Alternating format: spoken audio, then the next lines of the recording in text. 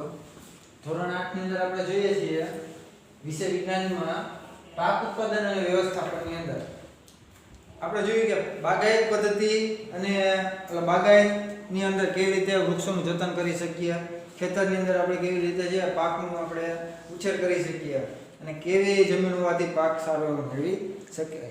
આજના વિડિયોની અંદર આપણે જોયું ખેતના ઓજારો. પહેલો ટોપિક છે આપણો ખેતના ઓજારો. એમાં પહેલું છે હળ. તો હળ જે છે તે હળને જમીનને વધારે પોચી કરવા માટે આપણે હળનો ઉપયોગ કરીએ છીએ. એમાં ત્રિકોણાકાર એક લોખંડની પ્લેટ આપેલી હોય છે જેને ફાલ કહે છે. ત્રિકોણાકાર લોખંડની પટ્ટી આવેલી હોય છે જેને ફાલ કહે છે.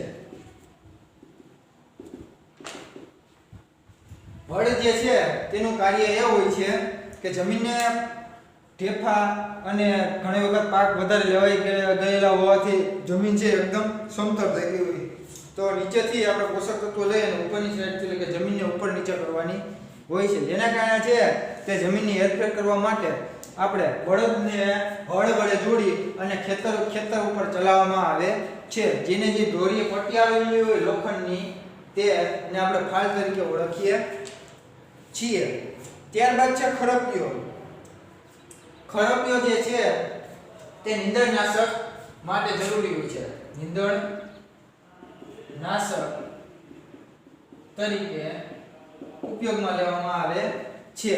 નીંદણનાશક તરીકે ઉપયોગમાં લેવામાં આવે છે કારણ કે ઘણી વખત છે તે વધારે પ્રમાણની અંદર ખેતરની અંદર નીંદણ ઉગી નીકળે ત્યારે ખરપિયાનો આપણે ઉપયોગ કરીએ છીએ જેની મદદથી આપણે છે તે નીંદણનો પણ નાશ કરી શકીએ છીએ.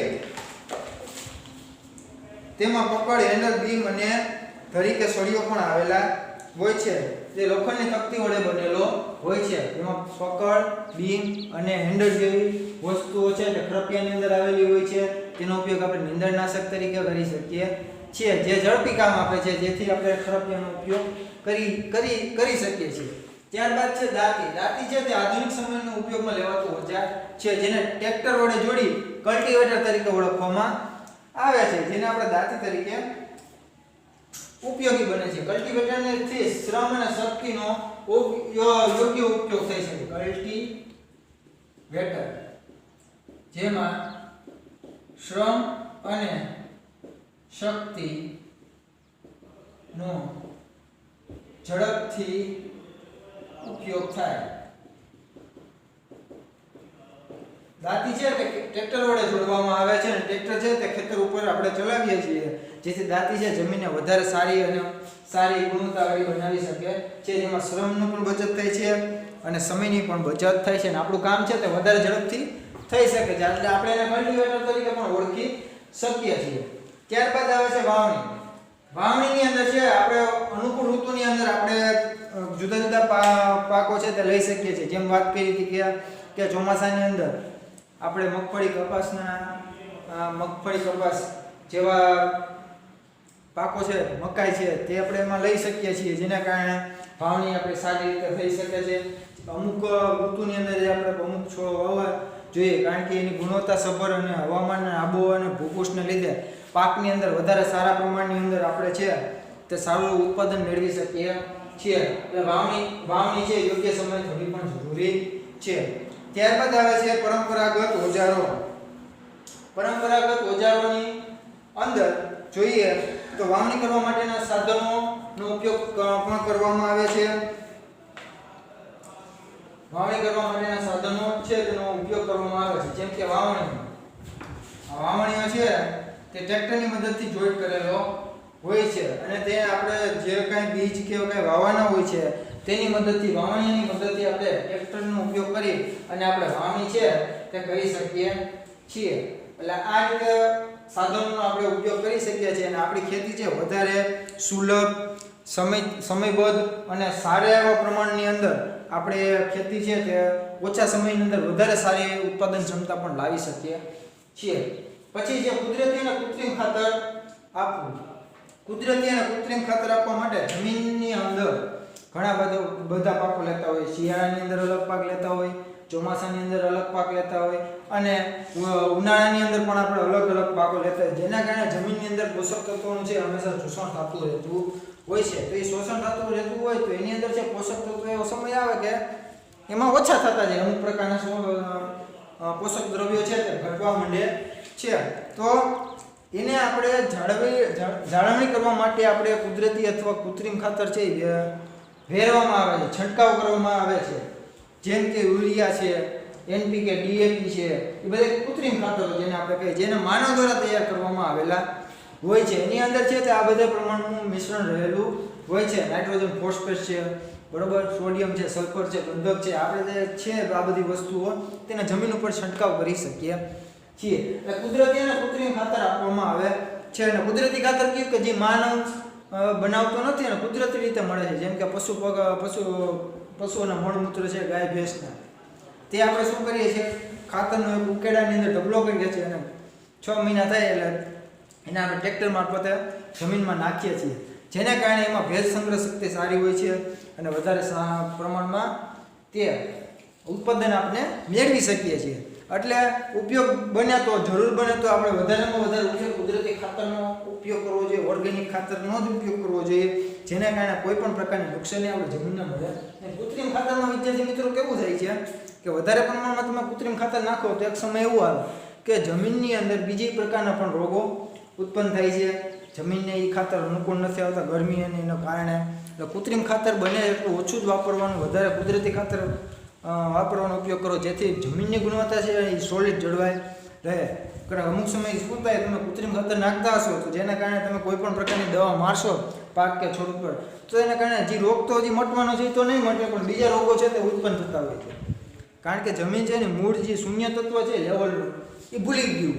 એટલે કુદરતી ખાતર આપણે એમાં છાંટવાનો હંમેશા પ્રયત્ન કરવો જોઈએ અને આ પણ વાલીઓને આપણે જણાવવું જોઈએ. એટલે મારો કોન્સેપ્ટ એવો હોય, કુદરતી ખાતરનો વધારે ઉપયોગ કરવો જોઈએ. ત્યારબાદ કુદરતી ખાતરના ફાયદા. તો કુદરતી ખાતરના ફાયદા ક્યાં ક્યાં છે? તો કુદરતી ખાતરના ફાયદા એ છે વિદ્યાર્થી મિત્રો, તો ભેજ સંગ્રહ ક્ષમતા સારી હોય છે, બરોબર છે, પાકનું ઉત્પાદન સારું એવું લઈ શકાય, ભેજ સંગ્રહ ક્ષમતા સારી હોય છે. બીજું જોઈએ તો ઉત્પાદન પાકનું ઝડપથી લઈ શકીએ છીએ.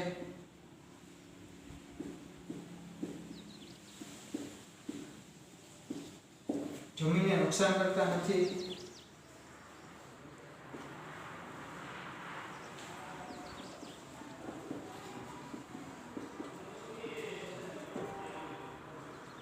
જમીનની ગુણવત્તા જળવાઈ રહે છે.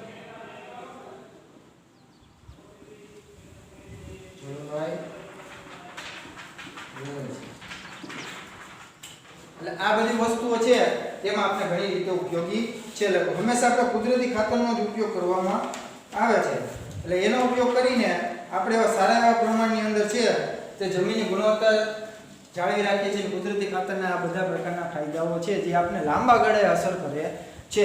એટલે સીધી અસર કરતા નથી. કૃત્રિમ ખાતર એવી વસ્તુ છે કે તમે નાખો ભેગી અસર કરે, એટલે એમાં બહુ કાંઈ છે સારું એવું ગુણવત્તાસભર કાર્ય થતું નથી. એટલે આપણે હંમેશા એટલું જ યાદ રાખવાનું છે, કુદરતી ખાતરનો વધારેમાં વધારે ઉપયોગ કરીને આપણી જમીન છે એ ગુણવત્તા સારી રહે એ રીતે ઉપયોગ કરવાનો. અત્યારના સમયની અંદર વિદેશોમાંથી આવતી દવા છે તેનો છંટકાવ કરવામાં આવે છે, બરોબર છે. તેનું કારણ એ હોય છે કે હંમેશા એ દવાઓ છે તે આપણા આબોહવા પ્રમાણે બનાવેલી ન હોય, એટલે અમુક સમય અસર પણ ન કરે. વિદેશમાં અમુક કન્ટ્રીની જે દવાઓ હોય તો એ કન્ટ્રી છે તો એની અંદર છે તે એના આબોહવા પ્રમાણેની દવા છે એ તૈયાર કરેલી હોય. આપણે આબોહવા પ્રમાણે તમે એ દવા છંટકાવ કરો એટલે બીજી કંઈક અસર ઉત્પન્ન કરે. એટલે વિદેશોમાંથી દવા આવતી હોય તેની અસર નષ્ટ નાબૂદ કરવી જોઈએ અને છાંટવી જ ન જોઈએ ટૂંકમાં. અને કુદરતી ખાતર આપણે વધારેમાં વધારે પ્રમાણમાં વાપરવું એનો આગ્રહ રાખવાનો રહેશે. ત્યારબાદ છે જોવો તો સિંચાઈના સ્ત્રોતો. સિંચાઈ કોને કહેવાય? પહેલાં તો એ જોઈએ. સિંચાઈ છે કે સમયાંતરે પાકને પાણી પાવાની પદ્ધતિને સિંચાઈ કહે છે. સમયાંતર પાકને એટલે કે અમુક સમય તૈયાર થયા બાદ કોઈ પણ પાકનું વાવેતર કરેલું હોય અને તમે પાકને પાણીની જરૂર પડે 7-8 દિવસે પાકને શું કરવો જોઈએ પાણીની વ્યવસ્થા પૂરી પાડો છો જેને આપણે સિંચાઈ તરીકે ઓળખીએ જેને આપણે કહી શકીએ કે સમયાંતરે પાકને પાણી પાવાની પદ્ધતિને આપણે સિંચાઈ કહીએ છીએ સિંચાઈના સ્ત્રોતો ક્યાં ક્યાં છે તો તમે સિંચાઈ ક્યાંથી કરી શકો પાણી તમારી પાસે ન હોય તો તમે સિંચાઈ ક્યાંથી કરી શકો તો એના માટેના સ્ત્રોતો આપણે કુદરતી રીતે મેળવીએ છીએ પાણી તો પહેલા વરસાદના માધ્યમથી મેળવીએ છીએ વરસાદના માધ્યમમાંથી આપણે કૂવામાંથી મેળવીએ છીએ કૂવામાંથી નદી નાળામાંથી પણ મેળવી શકીએ છીએ કે હવે આધુનિક સમયની અંદર ડેમની મદદથી જે કેનાલો નીકળે છે તેની મદદથી આપણે કેનાલમાંથી પણ પાણી છે આપણા પાકને એટલે કે આપણા ખેતર સુધી પાણીને પહોંચાડી અને આપણે સિંચાઈ લઈ શકીએ છીએ બરોબર છે તો આ રીતે સિંચાઈ પદ્ધતિનો ઉપયોગ કરવામાં આવે છે હવે તો આધુનિક પદ્ધતિની રીતે મોટર મૂકીએ અને આપણે તે પાણી મેળવીએ છીએ તો પહેલાના સમયની અંદર કેવી રીતે સિંચાઈ કરવામાં આવતી ત્યાં જોવાનું છે સિંચાઈની પરંપરાગત રીતો તો પહેલું છે મોટ છે તે કોઈ પણ એક વ્યક્તિ છે તે કૂવામાંથી ગરગડી વડે ડોલ ખેંચી અને પાણીને ઢોળિયામાં નાખે છે અને એ પાણી છે તે ખાતર તે આપણો જે ધોરિયો હોય જ્યાં પાક વાવેલો હોય ત્યાં બધું પાણી ભેગું થાય છે અને આ રીતે છે મોટનો ઉપયોગ કરીને વ્યક્તિ પોતે તે ડોલનો ઉપયોગ કરી અને તે શું કરતો પાણી પાતો આપણા પાકને ત્યારબાદ એમાંથી થોડો ફેરફાર થયો ચેન પંપ આવ્યો ચેન પંપની અંદર એવું થાય છે કે વ્યક્તિ દૂર ઊભો હોય છે ચેન એમાં ચડાવેલી હોય અને તેને ખેંચે છે ચેનને બરોબર ગરગડી વડે એટલે પાણી છે ઓટોમેટિક કૂવામાંથી ક્યાં ઠલવાઈ જાય છે ધોળિયામાં ઠલવાઈ જાય છે અને એ પાણી જ્યાં પાક વાવેલો હોય છે ત્યાં પહોંચી જાય છે એટલે થોડું ફેરફાર થયો સમય જતાં એટલે ચેન પંપ આવ્યો એટલે જેને આપણે ચેન પંપ તરીકે ઓળખીએ છીએ પછી ઢેકલી છે એથી 100 વર્ષ પહેલા બધે ઉપયોગમાં લેવામાં આવતી તો ઢેકલી એવી વસ્તુ છે કે એક બાજુ છે કૂવા છે તેની ક્ષમતા હતી બરોબર બહુ ઊંડા કૂવા નહોતા ત્યારે તે શું કરતા ઢેકલીનો ઉપયોગ કરતા તો ઢેકલી એવી વસ્તુ છે તો તે એક બાજુ છે તે બેલેન્સ આપણે જે કહીએ બેલેન્સ બાજુ હોય છે એક બાજુ પથ્થર રાખેલો હોય છે ને એક બાજુ જે કૂવામાં ડોલ નાખેલી હોય છે તો એક બાજુ પથ્થરને મૂકે છે એટલે પાણીની ડોલ છે ઉપર આવે છે ઓટોમેટિક છે ધોરિયામાં ઠલવાઈ જાય છે તો એ ઢેકલીમાંથી પાણી ધોરિયામાં આવતું એટલે એક બાજુ પથ્થર અથવા કોઈ પણ વજનવાળી વસ્તુ રાખવામાં આવતી ને એ પાણી ક્યાં જતું હતું કે ધોરિયાની અંદર જતું હતું અને એ પાણી આપણા પાક સુધી પહોંચતું એટલે આ રીતે ઢેકલીનો ઉપયોગ કરવામાં આવે છે ત્યારબાદ છે રાઈડ છે કે હમણાં જ આપણે 10, 20, 25 કે 30 વર્ષ પહેલાની જે પરંપરા છે તેની અંદર આપણે કોઈ પણ એક પ્રાણીને છે કૂવાની ફરતે આપણે શું કરતા એને ફેરવતા જેને રાઈડ તરીકે ઓળખે કે રાઈડની અંદર તે પ્રાણીને આપણે બળદને આપણે બાંધતા અને બાંધી અને તે ગોળ ગોળ ફરે છે અને એમાંથી પાણી છે કૂવામાંથી તે બહાર નાખે છે અને એ પાણી ધોરિયામાં પડે છે ધોરિયાથી આપણા પાક સુધી પહોંચે છે તો આમ જોઈએ તો આ સમયની અંદર ભારત દેશની અંદર ઘણી બધી સિંચાઈ વ્યવસ્થાની અંદર પરિવર્તન તમને જોવા મળ્યા તો પહેલા મોટ દ્વારા સિંચાઈ કરવામાં આવતી ચેન પંપ આવ્યા ઢેકલી એવી રાઈડ આવ્યું અને હવે પાંચમી જે સિસ્ટમ આવી ગઈ એ કેવી છે આધુનિક સિંચાઈ પદ્ધતિ જેમાં આપણે શું કરીએ છીએ એક મોટરની સ્વિચ પાડી એટલે મોટર ચાલુ થઈ ગઈ એટલે કૂવામાંથી પાણી બીજું સીધું ક્યાં આવી જાય છે સીધું બહાર આવી જાય છે બરોબર છે તો આપણે આધુનિક યુગની અંદર પ્રવેશ કરી ગયા એમ જેમ સમયાંતરે અમુક પરિવર્તન આવતા ગયા તે રીતે આપણે છે આપણી ખેતીની અંદર પણ ફેરફાર કર્યો બરોબર જમીનની અંદર ફેરફાર કર્યો પાક લેવાની સિસ્ટમની અંદર પણ ફેરફાર કર્યો આ રીતે છે સિંચાઈની પરંપરાગત રીતો આપણે જોઈએ વિદ્યાર્થી મિત્રો નેક્સ્ટ વિડીયોની અંદર આપણે વધારે પ્રમાણમાં કેવી રીતે ફુવારા પદ્ધતિ છે ટપક સિંચાઈ પદ્ધતિ છે આવી પદ્ધતિનો પણ અભ્યાસ કરશું